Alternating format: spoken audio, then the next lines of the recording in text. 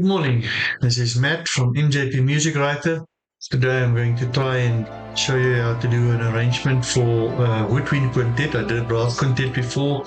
I did a full symphonic wind band for you. Woodwind Quintet is, if you think about it, Woodwind Quintet, you have a flute, you have your oboe, and you have your clarinet, and you have your French horn, your bassoon.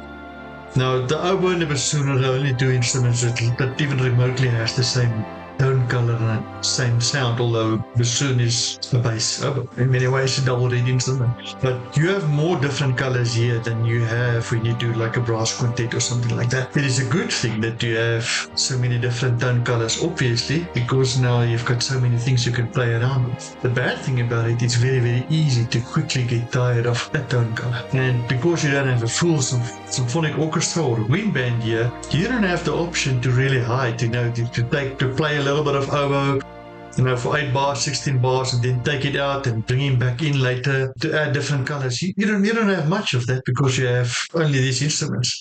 That makes your life a little difficult. So I'm going to take a simple melody, also in a public domain. I'm going to take Nearer My God to Thee, the well-known hymn that you know. Let's do it for Woodwind Quintet. So I'm going to take you through all of it and you see how it goes.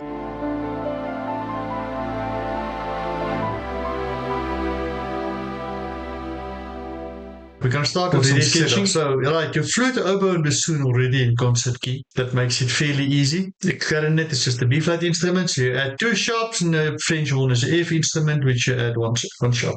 Now, French horn is that pivot instrument. If you look at a full symphony orchestra score and you look at a full symphonic wind band score, French horn is the one instrument that fits in the woodwind instruments and it fits in the brass instruments. And it really does both so well. It's that link because it can be mellow. Now, using a French horn here, mostly this will be a little different from what I would use it. The same French horn in a brass quintet setup. First of all, in a brass quintet setup, the French horn would be sitting over here where the clarinet is sitting. So it would be more of an alto instrument. Now there is no real tenor instrument. Clarinet and horn both double as alto and tenor instrument. If you think about it, it's a soprano, alto, tenor, bass. Flute is a clearly soprano instrument because it's from C up. Middle C up, and oboe from middle C up. So they're both soprano instruments. We agree on that. Your clarinet, because it's in a bohem system, and the octaves of the clarinet doesn't work in octaves, it works in 12s. But this makes the whole thing different. It can go down to the E at the bottom, which is your concert D, which is already a lot different, but it still plays high. And your French horn, obviously, we've been through that before. You can play almost as low as a tuba on a French horn, although the pipes are thin. It's like a thin string that you tune low. And obviously in a high register, the harmonic series is so close together that it's armor penetrating high. So 2 instruments that doubles as alto, tenor. Bassoon also doubles as alto, tenor. Can reach alto range, but I would say more tenor and a bass, right? We're not a contrabass bassoon here. It's a bassoon. Very, very similar in the same range as a cello, which could be seen, and cello surely is seen as a bass instrument. Contrabass just adds that it can make it lower, but the cello is seen as traditionally as a bass instrument, not a tenor instrument. Bassoon, very much the same thing. Let's get started. I'm going to keep it simple. I think I'm going to do this in 4/4. Nearer My God to Thee, it works equally well in a 3/4 and 4/4. You all know the famous one where they used it in the end of the Titanic, which apparently was what really happened. The string quartet was playing Nearer My God to Thee on Titanic while it sank. Apparently, that's the urban legend. And that was in a 4/4. At that time, at least in the movie. Additionally, I think it's probably a 3/4, doesn't matter. We now don't want to do 4-part harmony here and just write it out so that you can play it replacing the church organ. That's never my intention. But in this case, any case, I want to make this nice. I'm going to take this piece again, almost as a showpiece. I'm not trying to accompany the congregation here with the Woodwind Quintet. This is a showpiece. So let's make a showpiece out of this. Initial stage, I always show you the 3 stages. We have sketching, then we have the meat of it, where we do the ingredients, and then we have the finishing part. I want to set the mood, get that solemn mood. I just want to just dive in the melody, because in today's times, I'm going to lose the interest of every player. I mean, by the fourth bar, everybody below 30 is already falling asleep. So let's make this interesting. I don't know what I'm going to use the melody. I'm going to do sketching. I'm just going to do sketching on any piece of instrument. I think clarinet is, because it's versatile and it's got a wider range, will be my instrument to start, but not in a melody. I just want to set a mood. And I'm within sketching mode now. Bear with me. The nice thing about sketching is if you do sketching on a piece of paper, you're going to use a pencil and you can do very light touch. You just touch, because you're just sketching now, which also means for me, I can take an eraser and go and erase if I don't like my sketching. So I'm going to do some sketching. So the melody is going to be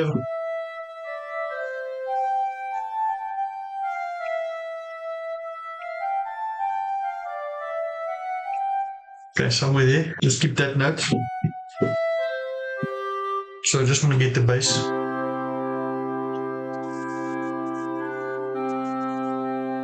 Okay, that's my tonic chord. Just think a little. What do you hear in your head? Don't start writing on theoretical knowledge. And okay, now I'm going to do 1 and I'm going to do 5. Use your ears. What are you going to do? Start my tempo. Net tempo of around 67. So let's set up a tempo here. So please, adagio, no problem there. Okay, so start at an adagio tempo. I'm going to do it in 4/4. Okay, so I'm just sketching up. And now you are playing with wind instruments here, not string instruments. This is important. One of those golden pebbles. They have to breathe. I mean, yes, if you write with a string quartet, they also have to breathe. They have to breathe with the rest. All music must breathe. Must breathe. The rest are important, is the notes. Just as important. But now, with these woodwind instruments, it's a wind instrument. They take air to play, especially your double lead instruments that take air to play. But then arguably there's no resistance on a flute. You're playing over a bottle, open hole. That takes a lot of air. You only have so much air. So they're beautiful, but they can't play extremely long phrases without breathing. I'm talking normal players. I'm not talking about those gurus with the circular breathing. And now I don't want to keep this thing running all the time because of the breathing problem. So I'm going to give him a little bit of time to breathe. What am I doing? I've got, call it a counter melody, some kind of, not really even a counter melody, it's just a accompanying thing that I'm going to do. But I'm keeping the kind of chords I want to do later on when I start the melody in my mind. So the first 2 bars is basically just the tonic. Then I go to 4, and then I go to 5, back to 1. That will just be a little piece to set the mood. All of that slurred if there's no duplication of notes, which I haven't done there now. There I have, so I can't. You see with the 2 Ds there next to each other, I can't slur that obviously, unless you use syncopation, which I don't want to do unnecessary. Notice also with the clarinet, I deliberately, this is not too fast because we're at 66 beats a minute, but I deliberately kept it below the first break, which is between A and B, because I don't want, first of all, the fingering problems for a less professional student or a less experienced clarinet player to worry about the break. And secondly, sure, clarinet's got so much different colors, and the lower range of a clarinet, that woody, almost haunting sound, which I'm going for. I mean, you can play this exact same thing an octave higher, and it would be beautiful, but it's going to sound very different. The dynamics won't be too much. I'm going to risk piano at first. We'll see later if we have to go higher. I'm just sketching. And sketching is important. I give myself landmarks, so I do my bars right away, then I know that's what I want to do. What instrument should start the melody? Anyone. There's no right or wrong answer here. Any of these instruments, all 5 of them, can do a beautiful, nice melody here. The go-to thing for a normal guy, if you sit in front of a woodwind quintet, I can promise you, if I ask a class full of students, do near my God to the 90%, 80-90%, that's my guess, what would start flute. Yeah, flute, because it's the top, that's the soprano, that's the highest one, they must do the melody. Nothing wrong with that. But now you want to make this interesting. I will give the flute melody sometime. Should I now? That's the question. So I'm in a lowish range here for a clarinet. If I write the melody, I need to be out of the way of the clarinet, or at least in a harmonic series out of the way. So let's just test it quickly. If I go with the French horn,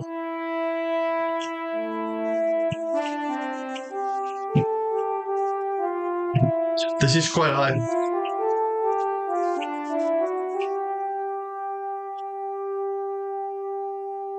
When I say it's quite high to be able to play soft, but Because of the harmonic series, I think this will sound to the ear above what the clarinet is doing. It's not going to clash because this is definitely higher in the harmonic range of the horn than it is for a clarinet. The clarinet part is in a lowish range. So I think we should be safe. I'm going to start with a French horn just to prove a point.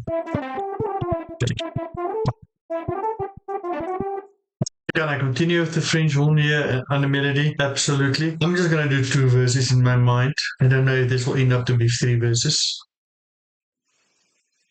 Yeah, it might be 3. Let's finish in horn. You can always change this later. We have to be so accurate with the Rico with this carrot. Okay, so I started with that little motive in the beginning. So I can just do the 3 verses. I can just do the 3 verses without stopping here. The question is, with this motive that I started, you want to stay in picture, want to stay in character, if that's the right way to go. I'm thinking, let's see if I can't do just at least 4 bars. And now the oboe and the horn for me, in this particular case, the way I'm using it in melody, sounds too close together. I want a different color right now. So I'm not going to give the oboe the next melody.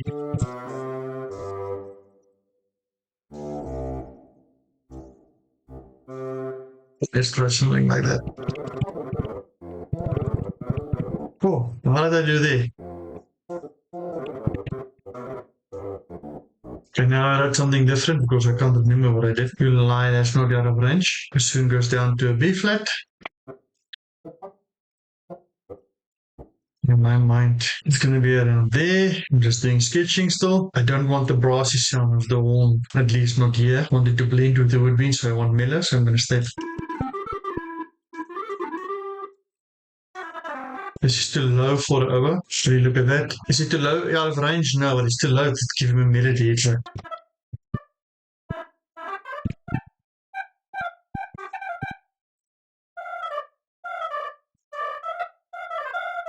in my mind, I need to continue that figure that I started in the beginning before. But I also want to keep the people interested because by now, okay, going back there again. It's becoming a boring story. So you ever watch a TV series that you thought you're going to binge watch, and by the 3rd episode, you're like, nope. Okay, I won't call mine out. But this has happened. So we need to keep people interesting. So I want to write this deliberately to go in the direction of a key change.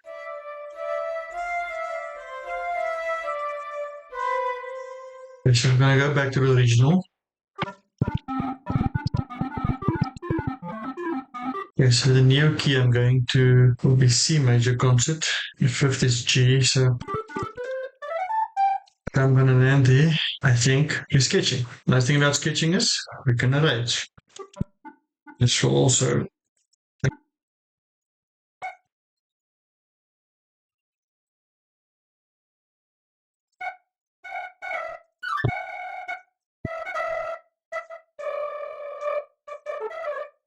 Why is this still here?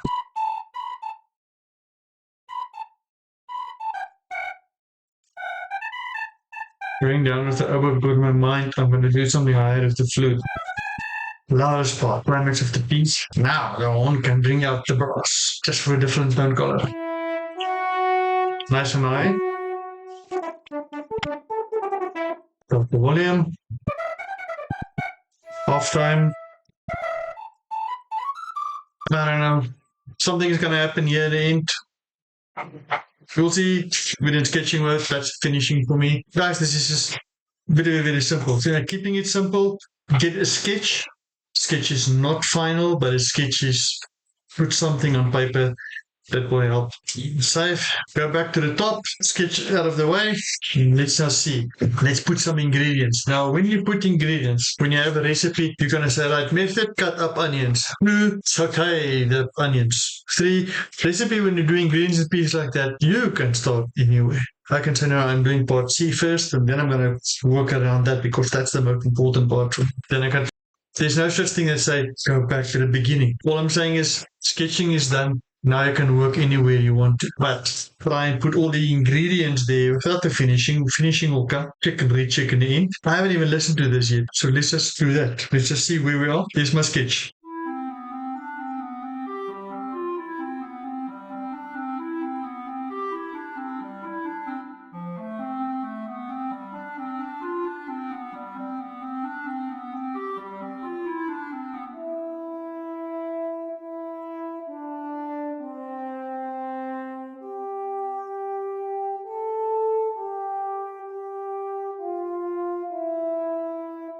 Okay, sounds a little corny. Let's work on that. Behind this melody, I suspect there's going to just need to be some kind of sustain. And sustain, now if you're thinking of a piano, when you play a line like this on the piano, there's too many notes. If you press the sustain pedal, it's going to be bad. So chords that can hang there for a while, not too low right now, because we're in piano mode. Let's just see. Okay, they didn't put the piano.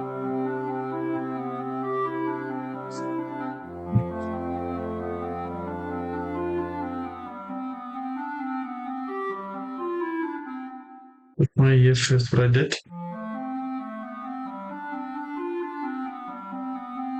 Okay, so there was clearly a 4-5-1. Okay, so that's just literally what we have. The clarinet should be the lead. If you look at it now, you see the picture on a stage, but the Woodwind Quintet sitting there and not too close together. Semicircle, 5 people. Probably what I would do is probably like a flute, clarinet. Oboe is opposite the flute, bassoon in the center, French horn playing, something like that. French horn and clarinet, or maybe switch, doesn't matter. They would know how they sit. But picture it. So the clarinet, when it starts, needs to really, really lead. And the melody that is starting a little while later is the French horn. I don't want the French horn now then, because he needs to start a fresh embouchure. Let's see if this works. I don't want to get into the way of all the notes that the clarinet is doing. Trying to keep it extremely simple. That may even be enough. I might not even have to add what it says here.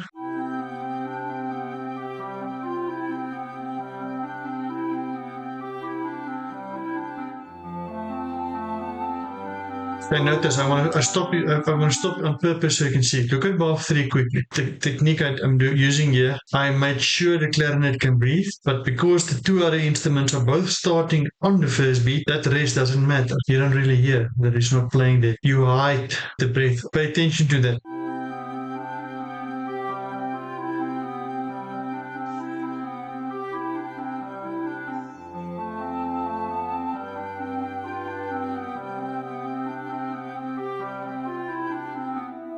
I'm going to take this as is. Drop the volume, look at with the intention right away that this will work. No, I just wrote the same thing I wrote in the intro.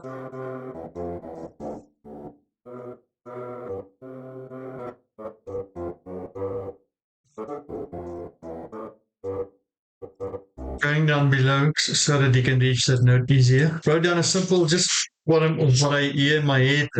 It's not even all the way the traditional harmony that you would have for the thing, but we kept it extremely simple because my mind is not the bassoon that's going to do the moving around here. Other instruments will have to. So let's just look at the horn part here quickly. Smooth as possible. So I'm going to have to breathe, boy. I'm going to give him a possible place to breathe there. If I don't, he's going to cut off this D possibly. The traditional way would be to on bar 12 do crescendo and then be loud on 13, not in this verse. Don't want that, and I'm going to tell myself I don't want that. So I'm going to bring it back down.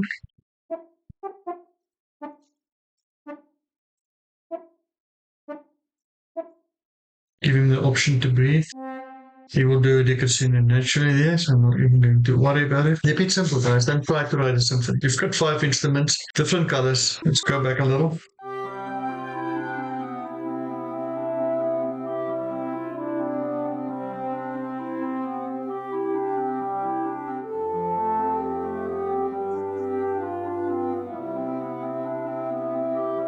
Okay, so I stayed here with a tonic, which your ears would normally tell you is not right, but I want this to stay in here in the first verse.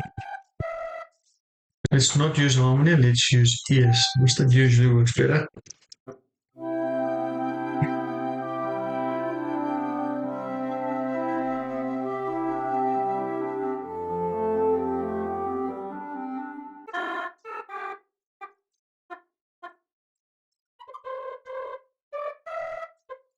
It's simple, you've got enough movement here. I don't want to create too much confusion.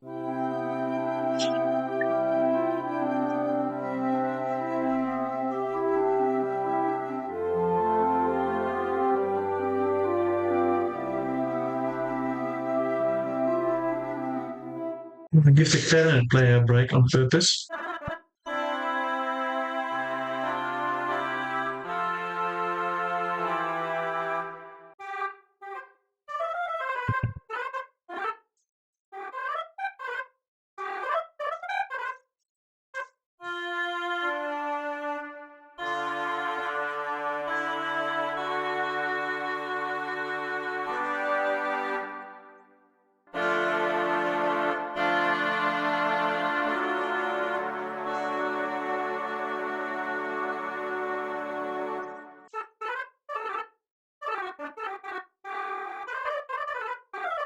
It's just random things that I hear in my head. Now, with an oboe, a double reed instrument, articulation is everything. 3 or 4 notes slurred, 3 or 4 note tongue. There's a very, very, very big difference between whether it's slurred or whether it's tongue, because the tongue change completely. With a tongue note, you hear every tongue note. So you be very, very, very, very meticulous in what you want to do there.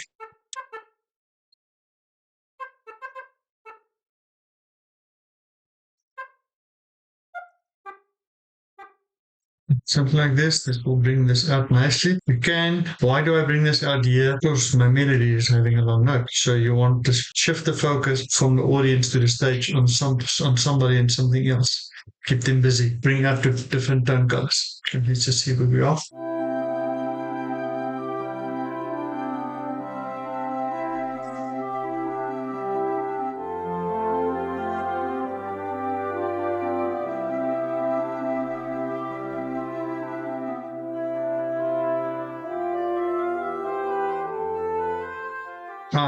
Can you hear immediately the tone color that changes? Okay, just want to make sure that it comes through the way I want it to. And now my horn is playing now clearly in almost a soprano role, but it's a alto role. I need more tenor, so I'm going to bring down the clarinet.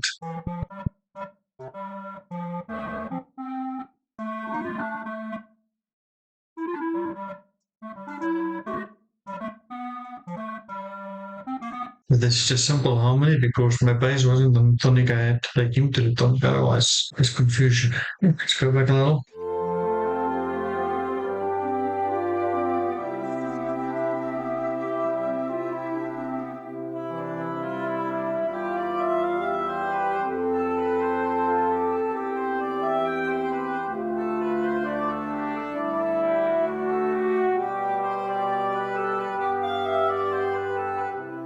It works, but I need to start it softer, otherwise it stands out too much.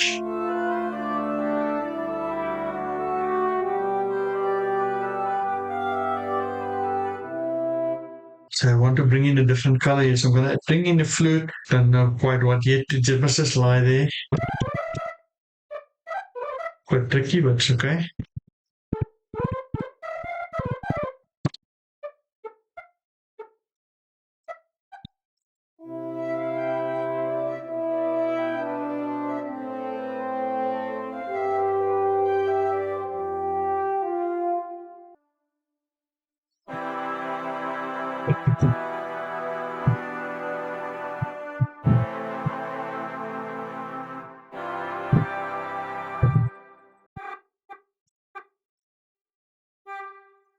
Let it hang there. Just listen, hear what's missing.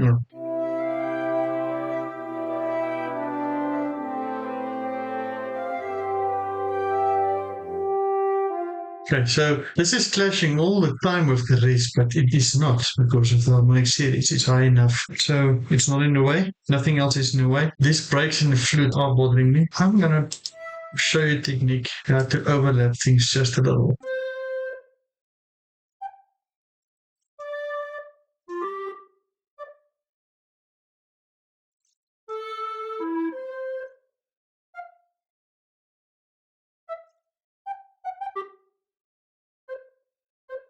So every time the clarinet and the flute is playing, they're playing in unison, but I let them breathe in different places. So to the listener, although the colors change, I think I'm going to get away with this by just overlapping. So every time there's a break, there's not a break. Every time there's a break, there's not a break. They break at different times. So if I just play the two of them, is that possible? No, probably not. Sorry, you're going to hear the oboe in the middle. Forget the oboe. Listen to the rest.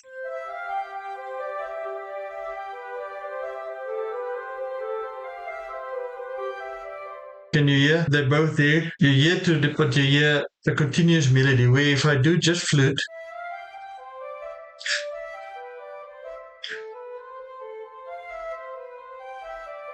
okay, so you hear the breathing, and the same with the clarinet.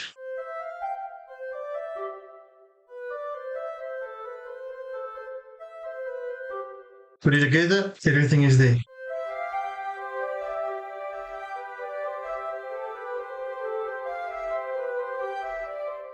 Just a simple overlapping technique I use this not only in quintets, small groups, but you use it in the full because people need to breathe and you want to help them to breathe, but you don't want the sustain to go. It's just here because I need to understand what to do with the last 6 bars or so. So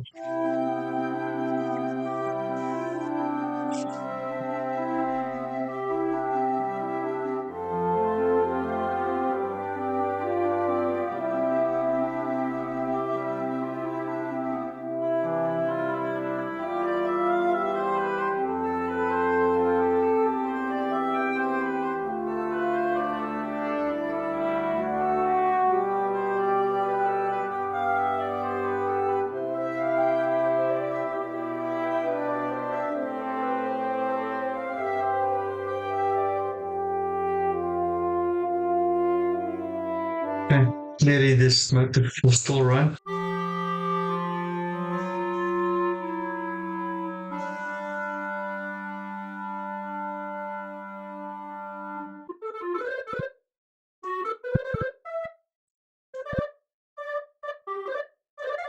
So keynote, that D becomes a C sharp, so you've got this sus4 going back. This is terribly across the break. This clarinet player will have to practice. It's not that fast. 66 beats in that. Not impossible, but not easy. I don't feel like splitting this again, although that cap is gonna give me problems. So let's just spot here, right here. I felt the flute could just help the harmonies a little.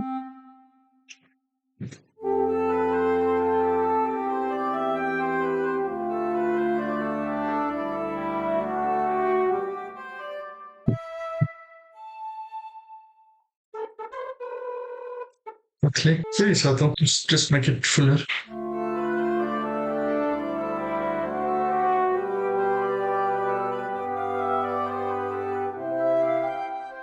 I've got the double P again, which I should.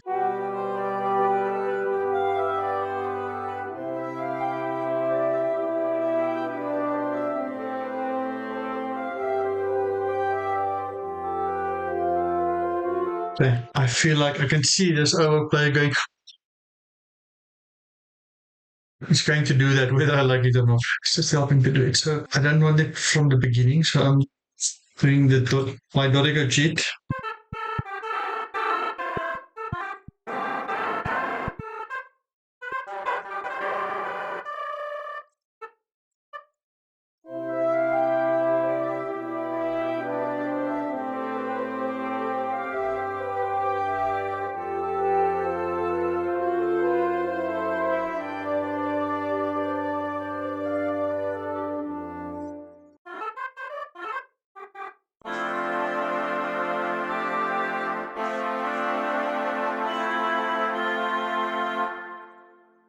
Understand that floor.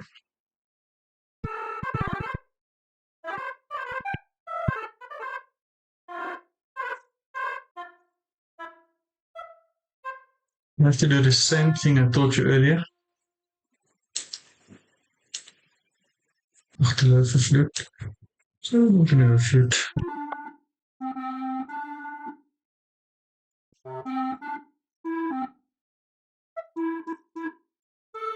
See this overlapping thing again. Just play them.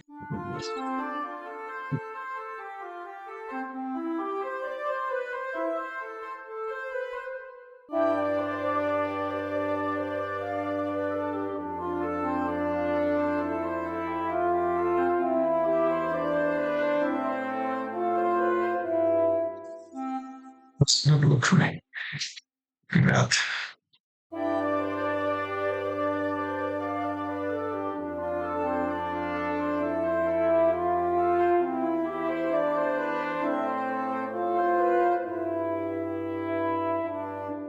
Something should happen with the flute there.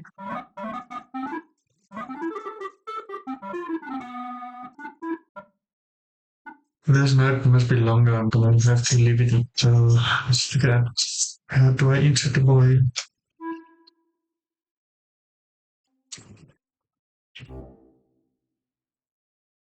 Listen, something needs to happen there. There's going to be more movement. Last to boss. Must have my coffee.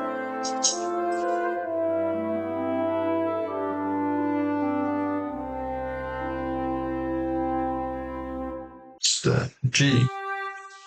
Okay, now be careful now. If I write the G and where I want it, it's going to be in this area a slight problem. So if we take it an octave up, there's no risk. Okay, I'll just test it. So I did this based on the harmony, because I have the fifth, I have the first. This is a C concert. Tonic, tonic, tonic, fifth, and a third. This shouldn't give me problems. That's a pretty long note. So one of the guys keeping it cool. A little bit back, maybe too much, but it's okay.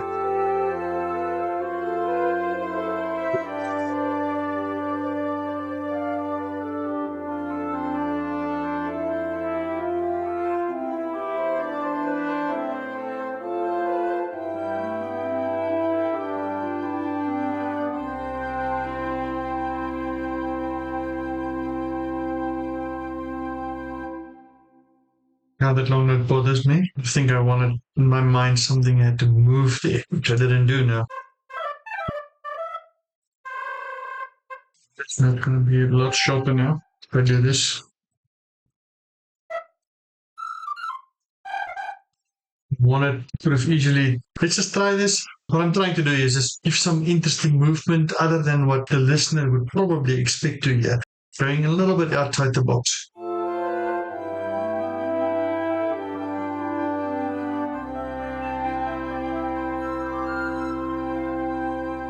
Important is articulation. You'll hear the difference instantly. So important. Give details.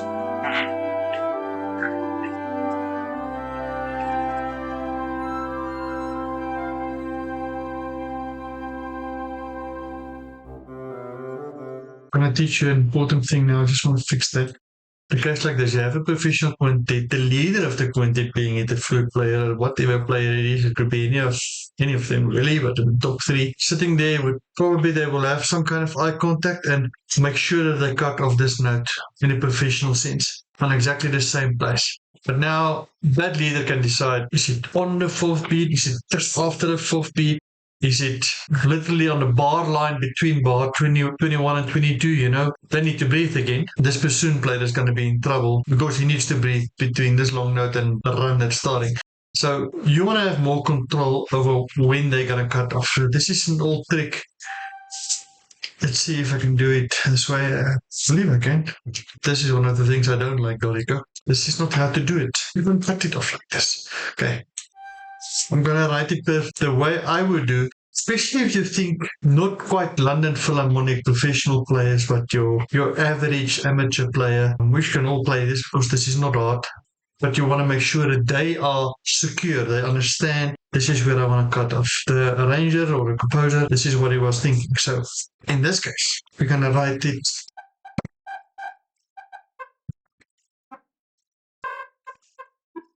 I think you can do two at the same time. Yes.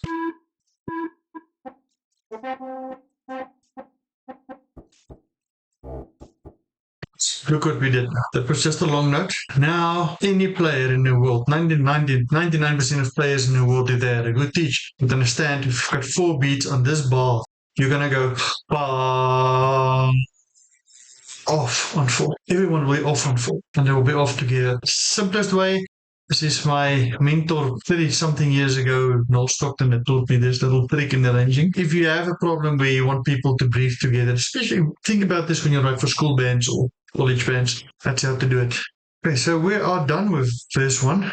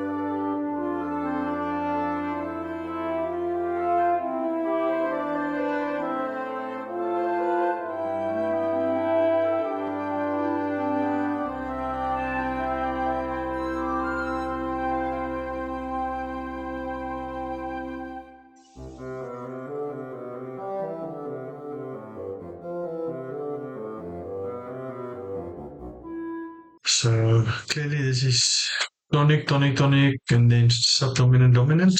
So I'm going to split it between the other three instruments so that the clarinet can come in fresh. Still want to keep it reasonably soft.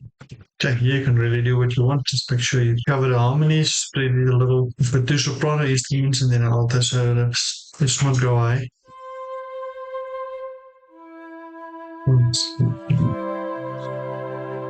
Oh, okay, no. I don't go too low because the bassoon is in a range there. So let's focus from the bottom, play safe. So I want the concert C with the leaf horn, subdominant, can stay in C, and bring it down. Let's get the third here.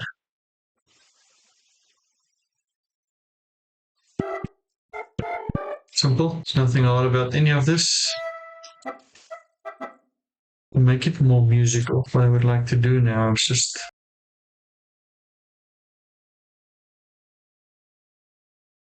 this really necessary. Probably not that much, but now you give this to the guy, and all of them is just going to interpret this a little bit more the same than everyone just doing it something. And it should be below because you want the clarinet to lead, if you want the bassoon to lead.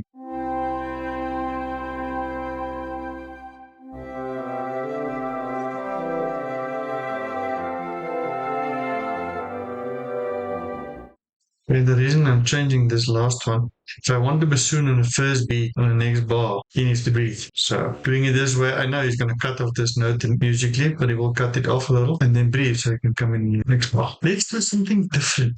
The second verse, please. Because the second verse starts and you got some going to then everyone in the audience is like, oh, okay, fine, I can see where this is going. And they're just going to finish. Doing something different. Just want to go back. Yes. That's how you do something different. Use your yes.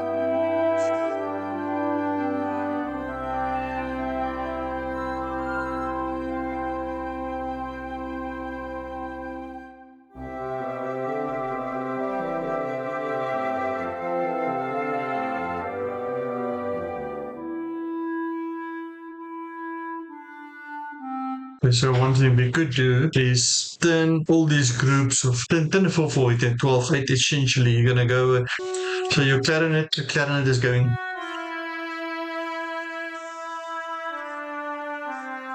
Okay, and what we add is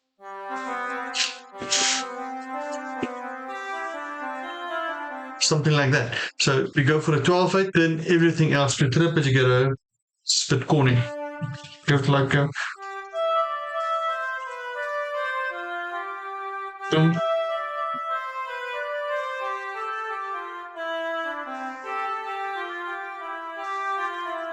Something like that. Maybe it's like, no. Let's give it a bit of a Bach treatment. Might be a little bit too slow, but if it's too slow, then we make this. Let's just see. Key is also not good for the Bach treatment, but let's see.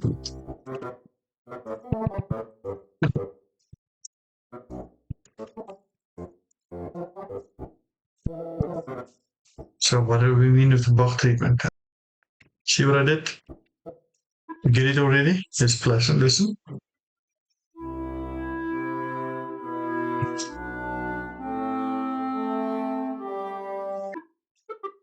Now it makes more sense.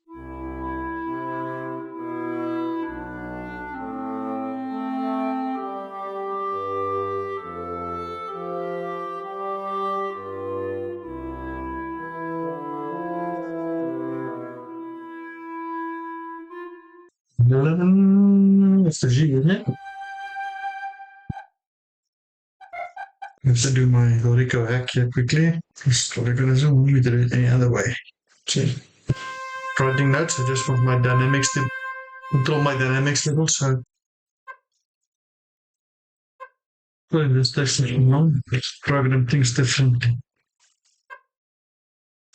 All that just so I can get to this. Don't even know if there's going to be anything else required here. Yeah, there will be. The way that it's written. So your melody is clearly in the clarinet player, and this clarinet player is really going to, do his circling thing, really draw the attention. But I can also see the shoulders of the bassoon player going pull. See what's going to happen. This visual. Sound is visual. To most people in the audience, sound is visual. The flute player is just gonna breathe like mad and make the nicest vibrato. You don't want anything else to get in the way. There's already too many things happening. And you only have a quintet on stage, but you can hear every note of every player. And that's where this is dangerous. How long have my horn been playing? My horn has been playing. Oh no. See, my friend John just had a full verse playing the melody, giving it his all. It's not hard, it's not John Williams, but the hymns are so, especially with brass instruments, learn this. Golden people here, on a brass instrument, the long hymns with all the long notes are the ones that make you tired the quickest. This is almost like when you take a weight, you take something, a dumbbell, when you hold it and you just have to hold it up there all the time. You're not doing weights, but you have to hold this thing up there for a long time.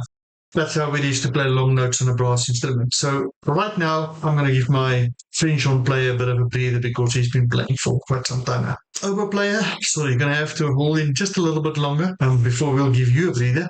So I have...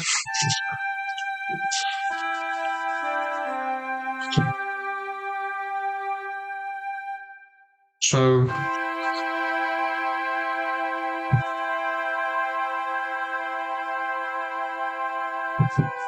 Okay, so I'm going to do something like...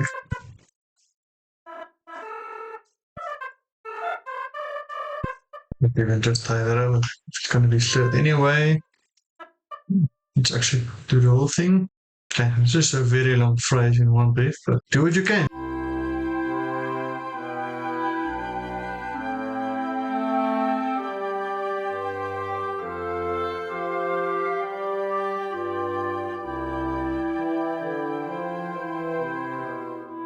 And this is typical. So when it's long notes, the Bach stuff, you want movement. We're imitating Bach just a little. It's also long notes. If someone busy, there is a place for a long note that just lies there and hangs there like mist and morning, pond. Okay, so here we're gonna. If you agree with my thinking, if I wrote no articulation, no dynamics, professional team would probably come up with something that works well anyway, just interpreting their own way. But you need to interpret it your way and you need to explain to them how you want to interpret. So your rope marks are important. So I'm going to do here, I think we started the mezzo piano. I made a different video where I explained the difference between mezzo piano and mezzo forte. A lot of people around the world think it's the same thing. It really isn't. And I will fight that till my last breath because it isn't. This is how music breathes. Carefully consider your dynamics, carefully consider your articulation, and they will do what you want them to do.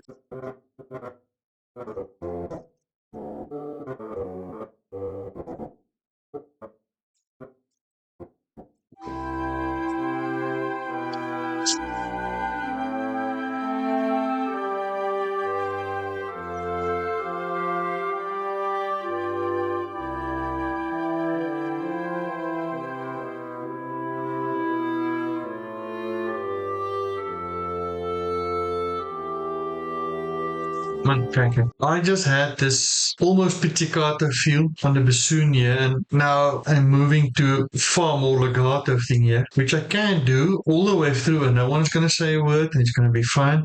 But I sort of want to keep this movement going without changing what I did here, because this worked for me. You just listen to the bassoon line there, it's nice.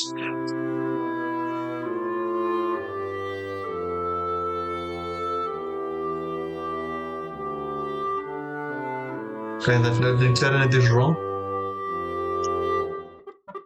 It's supposed to be. I want to keep that movement going. Now I intend to do that. A similar movement.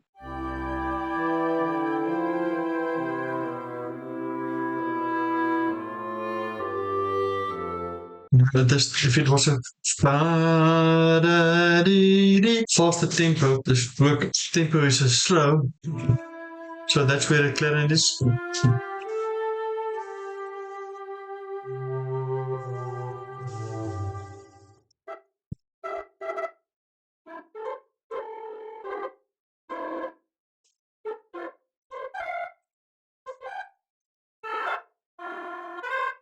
Okay, so I'm not just thinking up, I'm using my ears, but I'm also using harmony rules, which I already know. That's an A, this is subdominant, so you want the A, you want the C. Third is in the bass. Okay, so that gives that treatment. So I'm just building on the Bach thing again. Could just have harmonies, 4-part harmonies, choral style, with a church organ. Yeah, it can work and it can be beautiful, but monotonous.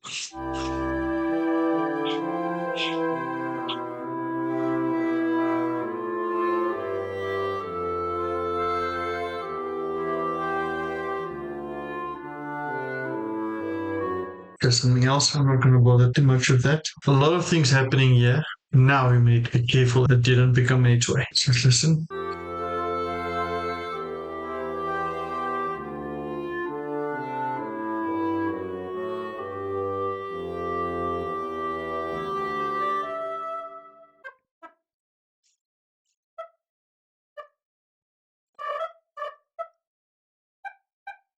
Because of that grace note, I can do this.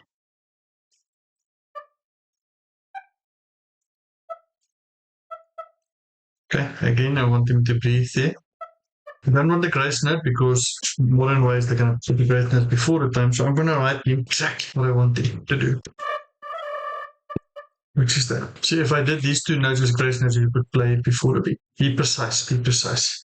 As you can see, I'm almost doing my finishing with the ingredients today. It's just to make sure I understand what I wanted to do later, but we will go through it. The finishing always happens. Take that away from the cover. Okay, fine.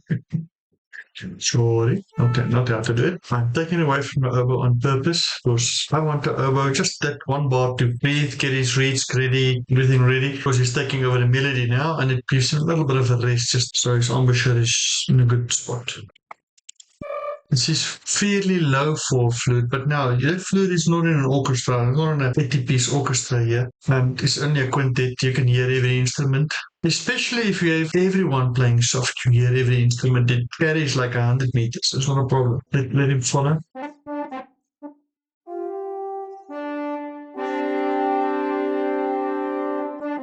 Again, I'm got the Bach style in my head all the time, so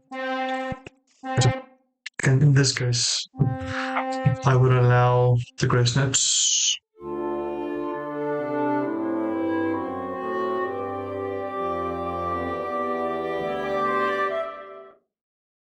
So let everyone move together. The grace notes are not what I wanted, so write what you want. Write what you want. Be very specific. So what we want to do here is just keep on going on this Bach thing, but with a little bit of variation. I'll reach the little A. So dun dun dun dun.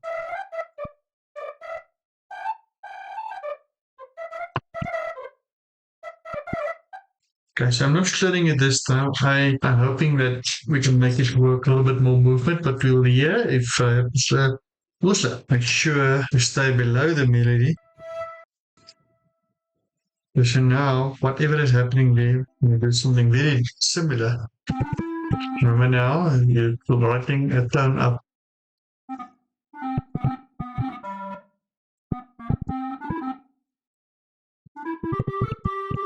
Okay, this is on purpose to do exactly the same.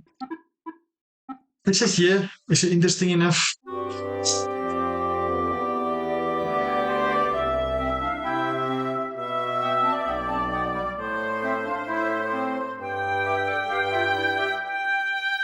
Okay, I'm happy with that. I just want to do ta da ta ta ta ta ta. Gives you a little bit of more, because it gets a bit much.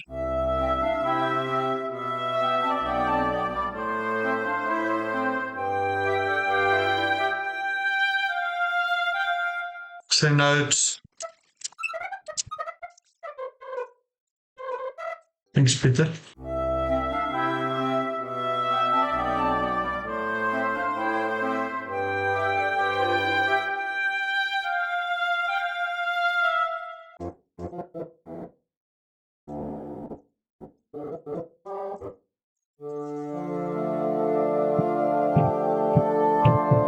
I have to stand a D minor there for me.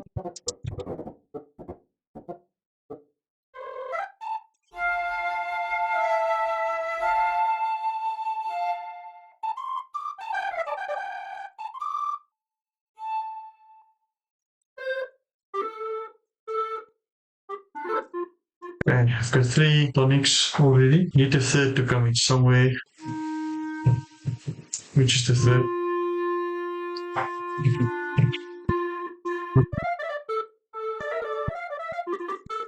So now I need to be very careful with the horn to make sure that wherever the third is not appearing, it has to appear. Something harmony rules. So I'm literally going to start with this bar and then work towards it. Okay, so here I have D, F, C, for the C.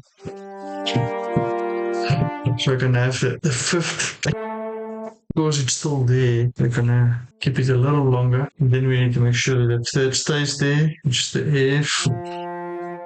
Oh, that's gonna be in the way of it soon, so we have to go for IF. Now there's no third because I have A. If the D, because only there's a third needs to be here. Okay, so easier than I thought it is. Now it should be full chords.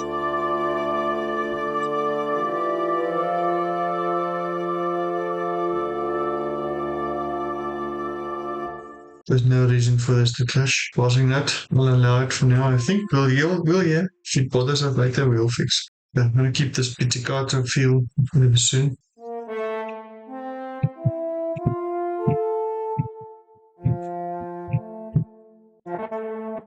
And do we have any dynamic for this guy? I can see he had a fortissimo, so we need to bring him down. Mezzo-piano. Oh, that's interesting. So taking up melody to forte. Mezzo-piano. So we need to probably copy this.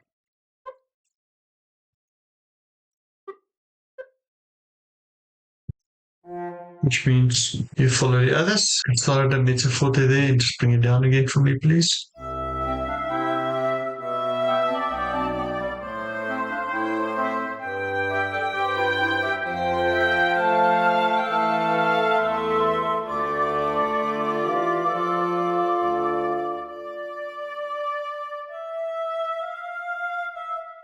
So, how do you surprise the audience now? Staying in a little bit of a baroque feel.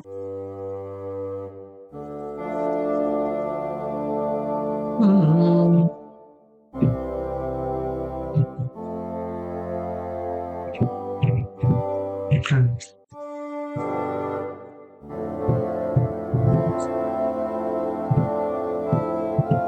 Yeah, stay. You can go to the dominant. I'm not going to.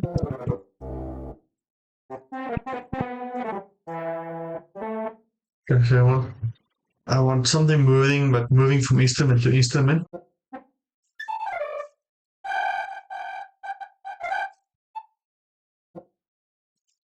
Move the dynamic later, it's just for illustration purposes. Just want to hear how you move your counter melody.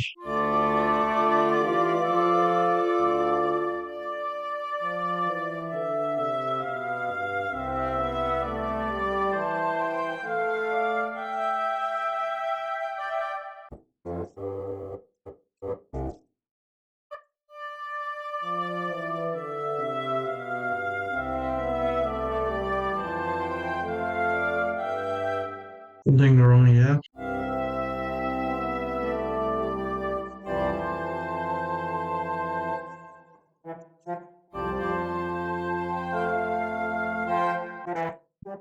Need more tonic.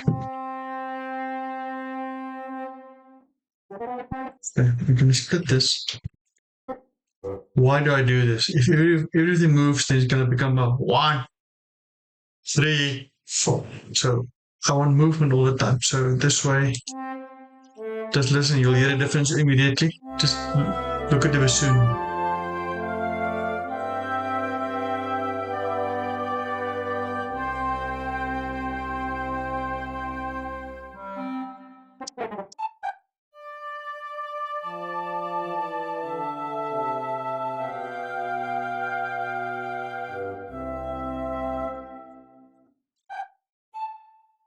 Okay, what note is missing? I have the tonic is a D minor chord.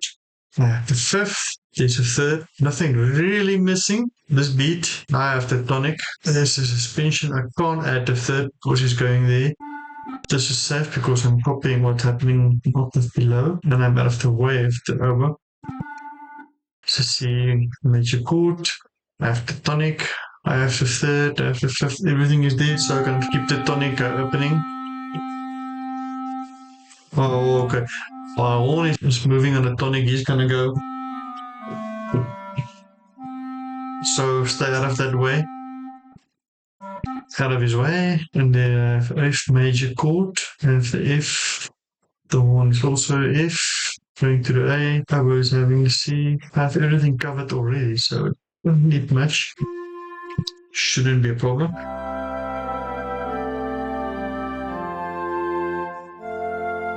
And then take him out. Okay. Make sure it's also soft. You shouldn't need that much.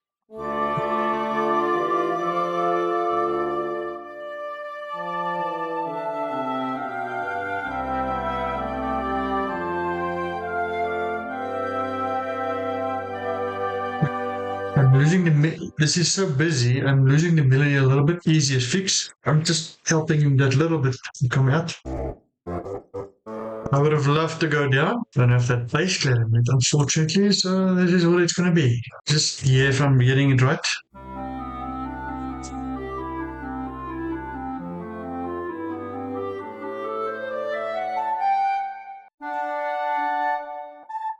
Needs to be a concert. See what the new one. I'm not going to copy this. I'm going to do that manually one by one because the Oracle likes to group it.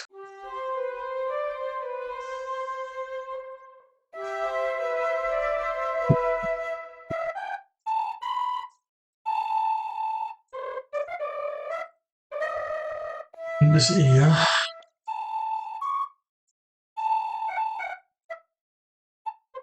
So.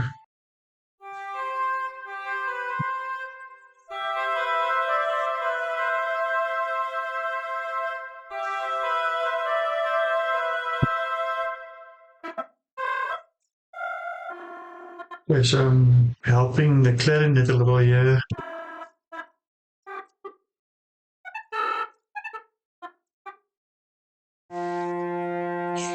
It's Ctrl F. Okay, so I'm using. Okay, hang on. It's going to be a concert. Go to the new key so we can hear.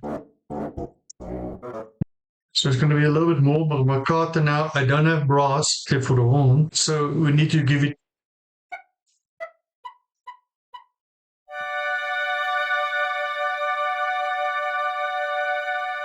I have the A in the clarinet. I have the low D. I don't really need anything, so I'm going to just go for the tonic, make the tonic stronger. You had an E there. Fifth makes the most sense. And this is a question I ask myself. Do I need to give the others a forte to stay below the flute? In this case, I don't think so, because the flute's playing the highest melody in any case, in a range that's not extremely high for a flute, but high enough that it can come through. But let's hear, because I'm worried that there's a horn might be C, but these E's are actually A's. It's tenor range. Using him as a tenor, there's really nothing in the alto except for maybe the oboe. I don't want that to stay up there too long. Okay. I'm not going to go on yet because we're testing if the key change works. That's the point here. Okay.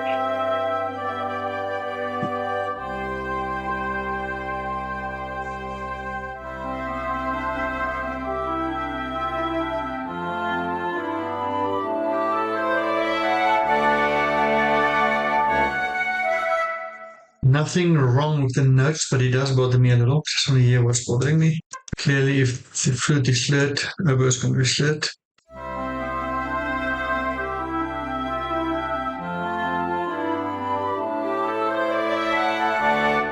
This would not have happened if it was a brass quintet, even a saxophone quartet. But because of the different tone colors that you have in a flute, in oboe, a double reed instrument, and a clarinet, the oboe stood out immediately and it was bothering me. Be careful with colors.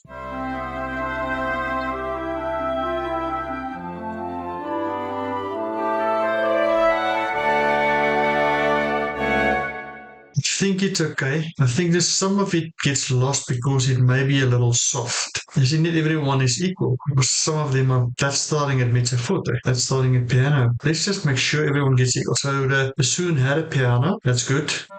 Now, when you look at a band and an orchestra where it's a soloist, the moment the soloist pulls out, the interludes can be a little louder already. So based on that idea, I'm not going to start too soft.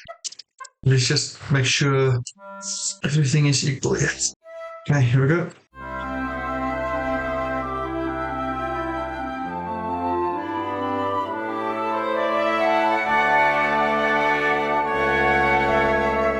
Anybody else, put up your hand that thinks this senior should start a little bit earlier to have the right effect. I see those hands. Thank you. Nothing there. Let's just see if we start earlier. Does it have a better effect?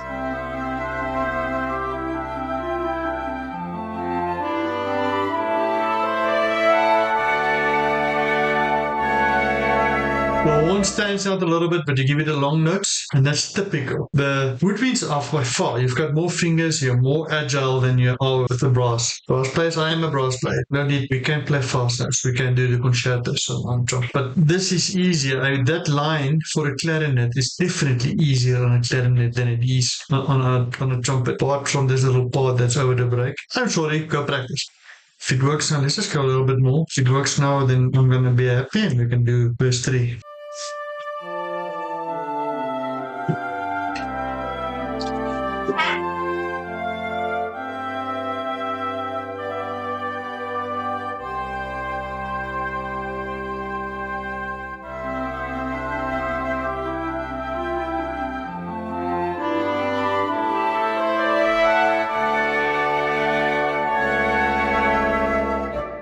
Works, just wanna show that. You'll hear the difference. Let's get the difference. I'm slurring that. Otherwise it stands out too much.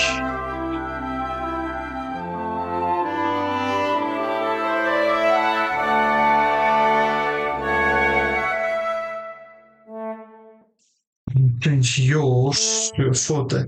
It's too brassy for me in a woodwind church. Is this horn really softer than the others? You could argue that, but I think that French horns want in pairs, that we all know. Now don't have pairs, we have a quintet, but we don't have a brass quintet, we have a woodwind quintet. The horn sitting lower, in a brass quintet it would be the third instrument, now it's the fourth instrument, because it's more of a tethered instrument. That's why this is also low. And the tone color of a horn from mezzo piano to mezzo forte to fortissimo is 4 different colors. It's not like shades of red, it's different colors. And the fortissimo color in the horn is just different. Verse 3 then, I want to keep the focus on a flute here. It's really going big, so don't want too many things distracting now. So I have the D, I have the A, I need the F sharp. The F sharp is covered a little bit, so let's follow suit then. And then we're back to the tonic, but it's a tonic over the A bass, so it has 2 A's, I need the third. Nobody's moving on a third and a fourth beat. It's the only one that can now move. Okay, so what we have there is an A, so we have that, we have that, we have that.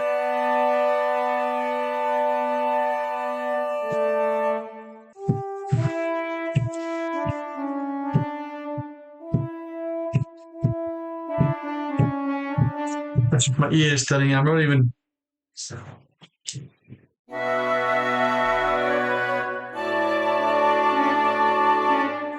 Okay, so all we have is a little bit of a suspension there. All the focus you just put on the horn. Everybody's like, what's that horn doing? Now keep the focus.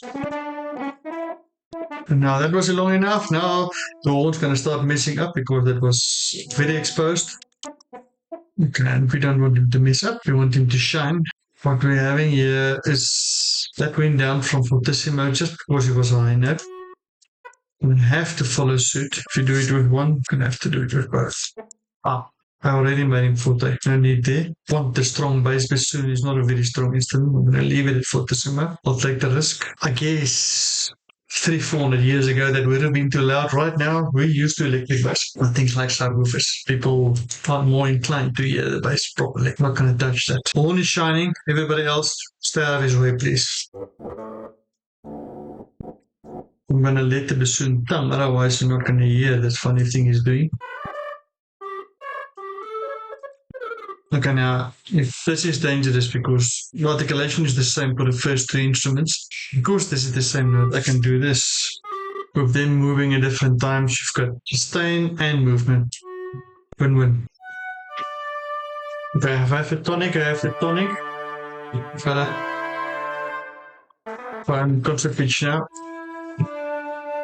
Okay, so I have the ninth or add 2 there, so I need the 4, the 5, and the 3, so because everyone is breathing, if I do this, I'm going to put this guy in a gap, which we don't want to do.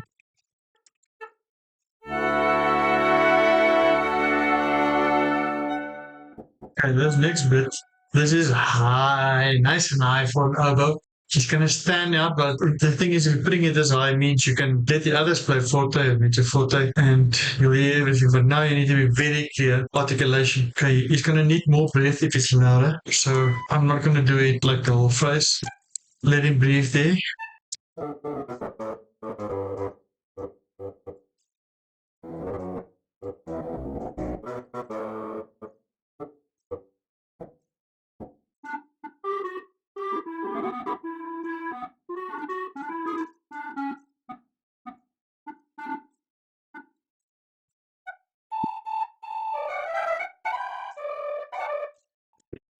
Forte. Everybody else is forte except for the bass.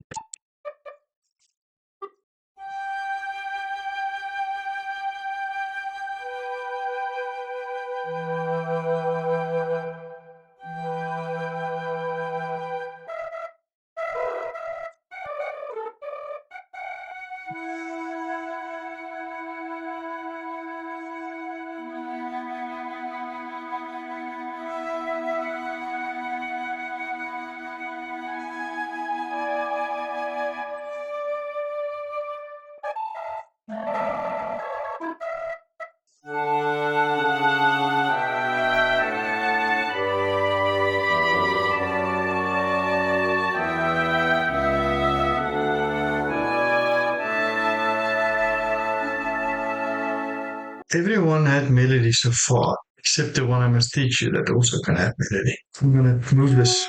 Remember now, bassoon, yes, it's a tenor instrument overall. I would call it a tenor instrument. If you look at it in a symphony orchestra world, then your bassoon pretty much matches a cello, which makes it a bass instrument. You have a contrabassoon as well, which would be a real bass. In this particular environment, in a quintet, we're using the bassoon as the bass, but it has the ability to think of it as a male oboe. You have the oboe and you have the corandlay, which is fifth down, and then you have the bassoon. So it's like soprano, alto, tenor, but soprano, alto, bass equally. I'm going to use the bassoon now as a male voice, as a tenor, playing the melody, just to show you that it can actually work. Which is similar as an oboe, but it's like that thicker string in our harmonic series. It's going to be something different. So let's go there. Is this in range? Absolutely. Although it gets a bit high. For the purpose of this exercise, I think I can safely, there is where I want it. It can play an octave higher, remember, but it goes up to the E, an octave above the middle C. On purpose, I'm bringing this down. I don't want this too soft now because this guy needs to understand that he's leading. Now I don't have a bass. So how do we do this? Doesn't matter if you do not have a bass. What matters is that all of this is not jazz. It's always just a triad. Minimum a triad. If there's a seventh coming in here and there, or a ninth or something, but you're going to be okay if you just make sure that the harmonies are all there. Important thing is stay out of his way now. Now, what I do in a case like this, to make sure that the untrained ear, the non-musician that's sitting there in the audience can hear, I have moved the melody to the bassoon. Hang on, you want the attention immediately on the bassoon so that everyone knows, that's where I must listen for the melody. I'm not going to do anything on the first beat. I'm right away. I'm going to let him start alone just to draw the attention. It's a simple trick. Staying with what I did earlier, the rock thing. Don't want to go too high. do something like this. I'm just playing with what I hear in my head, but just look at it. It's split, but it's still the same chords, the same triads. It's a normal D, etc. Now just stay underneath the flute, do something similar. Make sure the harmonies are there every single time. So he starts there. So you see, it's exactly the same as what happened with the flute just down. Now think in a different key now. I'm in E.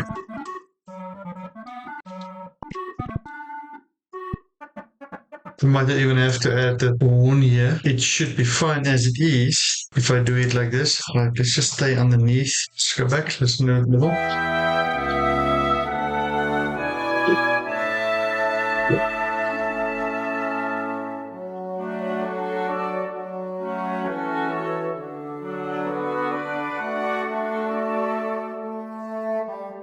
It works fine. I'm just not completely satisfied with the dynamics. So the tone color is wrong for me. So I'm going to tell them play softer because they're so much higher. You will still hear everything. Just listen what we can do. We can bring in a horn. It's not here.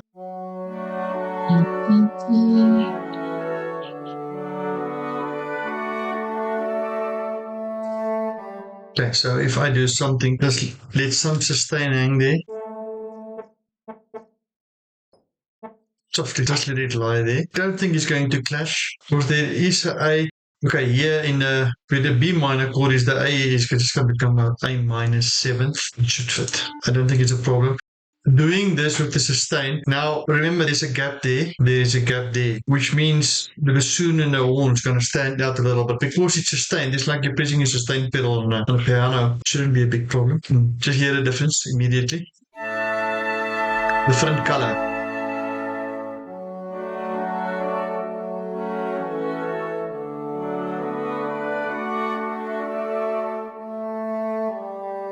But be careful that it's not in the way. That E, fifth down, is this A. You see. So it's going to end up on the same A. I don't like that. Do not like that. I'm going to have to... The music teachers, please don't throw rotten tomatoes now.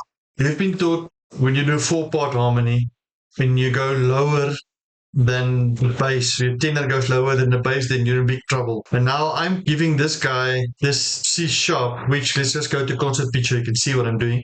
And immediately he's lowering, he's playing that F sharp underneath the bass line. Oh no! You're breaking the rules. I'm not breaking the rules. This guy's playing melody. There is no bass. There's no bass here. This is not going to have a problem. Listen to the difference.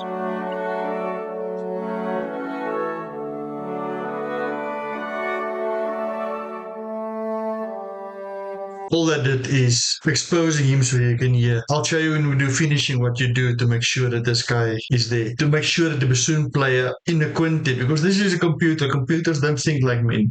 You can tell me about AI all you want. Computers don't think like people. I'll show you how we're going to make the bassoon understand what to do.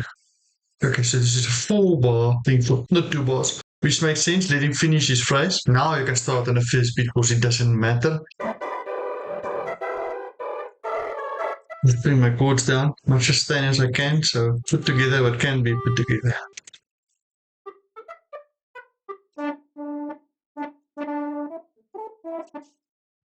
Might not even keep the horn in here, but let's just listen. So I'm working in concert pitch just because it's easy in this case. Remembering now that this is a 5th up, that's a tone up.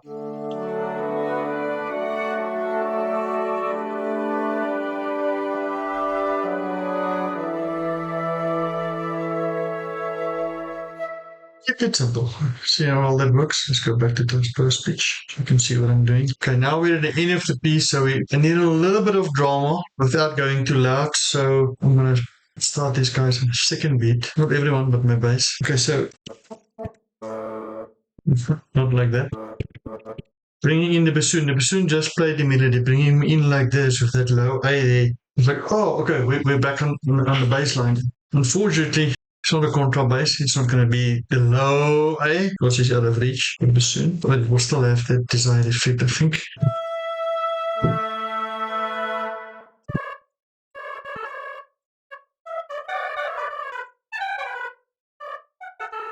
We do that now.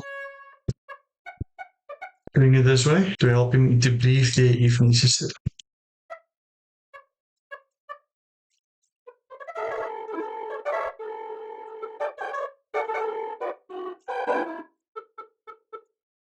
because my bassoon is not below A, which I would have loved to have, which was something else. Cello also can't do it. But I need that lower A. I'm gonna try and see if I can let the horn enhance it just a little. So I'm gonna do something like, and I think that already helped. I wanna help the bassoon player, so what I'm doing, make it mezzo piano. Let him lean on it.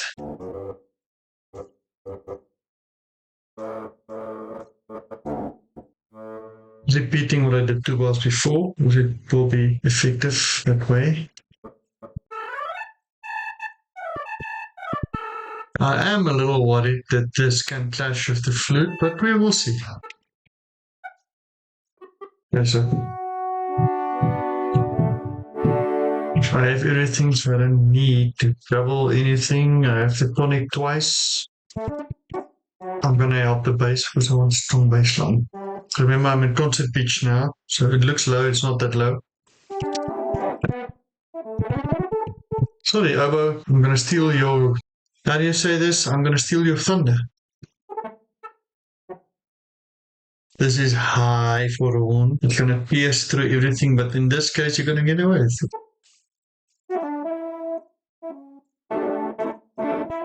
So the horn will be the one standing out. I'm deliberately gonna hide the rest.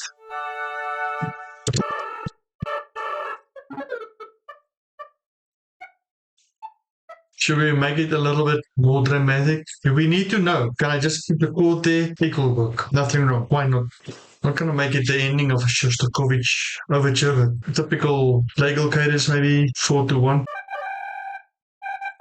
A little bit of drama, why not? So I have the A. In retrospect, I don't think I want to say that.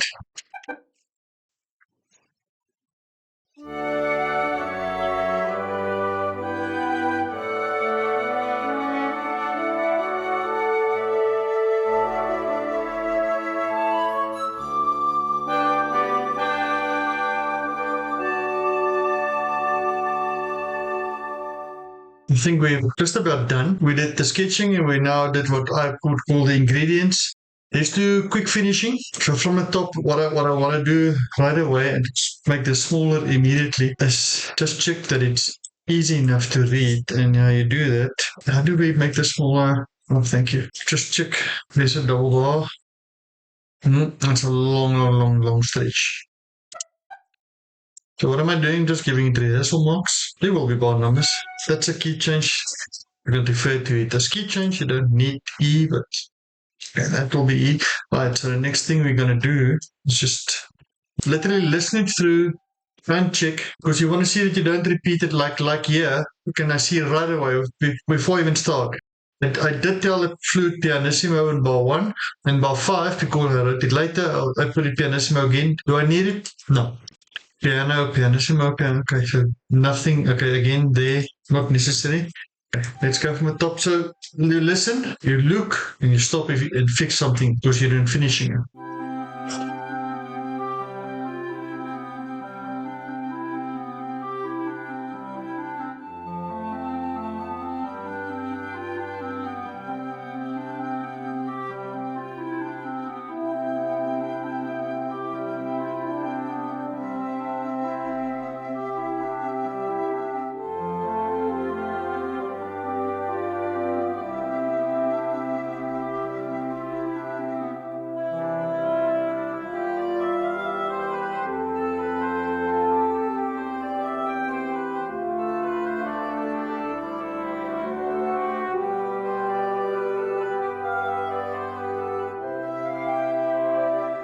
This I do want to help. It helps phrasing, so I'm just going to put the bar in there. And that means we can just add it.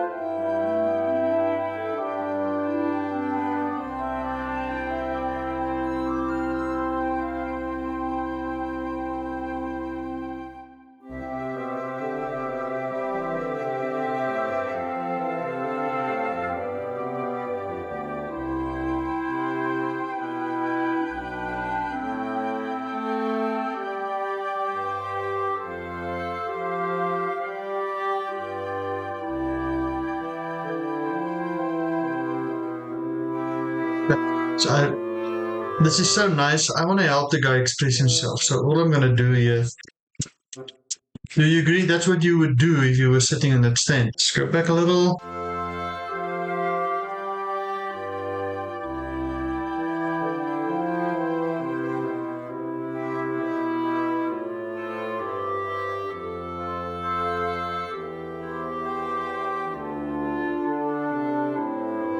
Okay, same thing, middle of a 16 bar phrase. I use double bars so far to mark the verses, so a nice rehearsal mark, but it helps with phrasing. People see these bars, phrasing. In a bigger sense, when you have a full orchestra, you use this that it's instead of having 14 bars rest before you come in, now it's 8 bars a line, 8 bars. You can hear the phrasing that easy. It's easier to follow.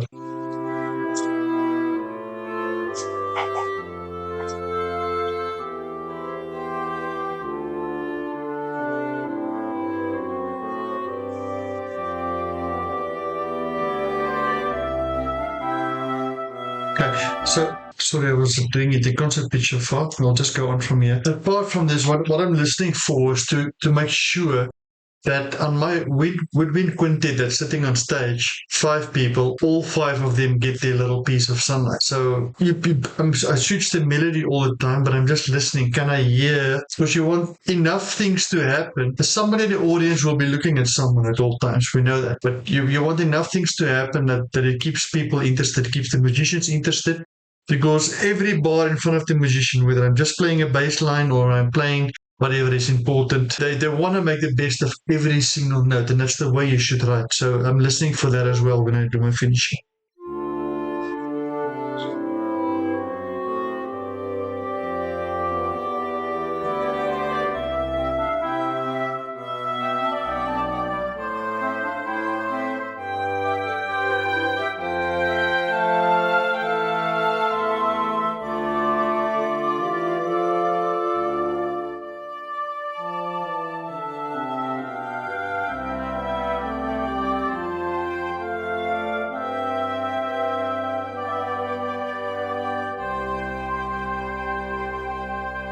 I did give the oboe a crescendo, but I didn't bring him back.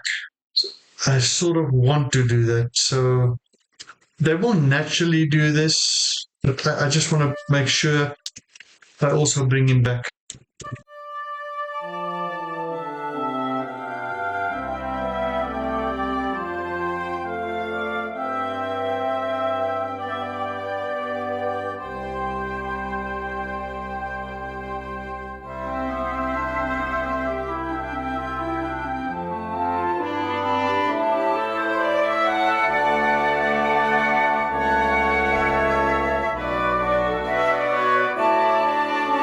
Okay. My ear tells me that will come out stronger if I switch the slur to there. So go back and listen if you want to hear what I heard.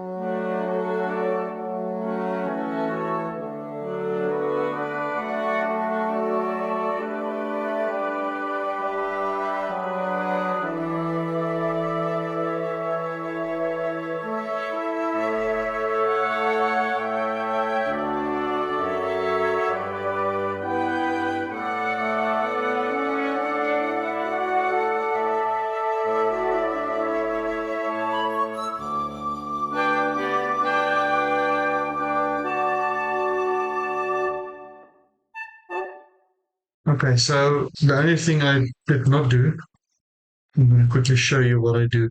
Now, in a case like this, you don't want to ever write solo in a case like this because every person is playing solo already, isn't it? So, but it helps them to know, especially if you're sight reading, it just helps them to know. So I think just do this. Tell him you're leading there. Just telling him he's leading or she's leading. makes a huge difference.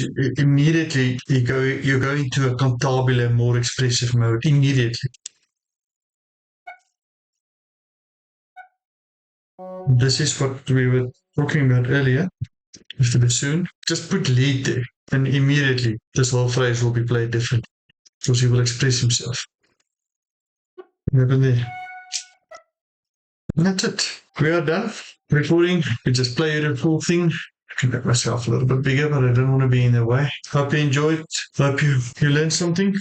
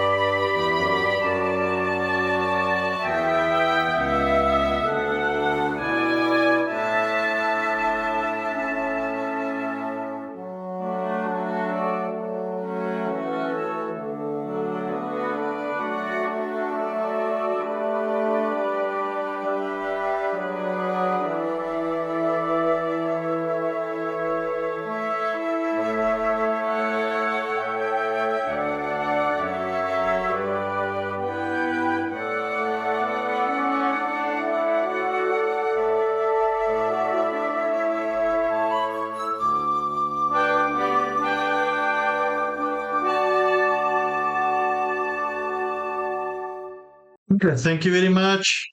I hope you enjoyed this. I hope you learned something somewhere down the line, one of the golden pebbles maybe.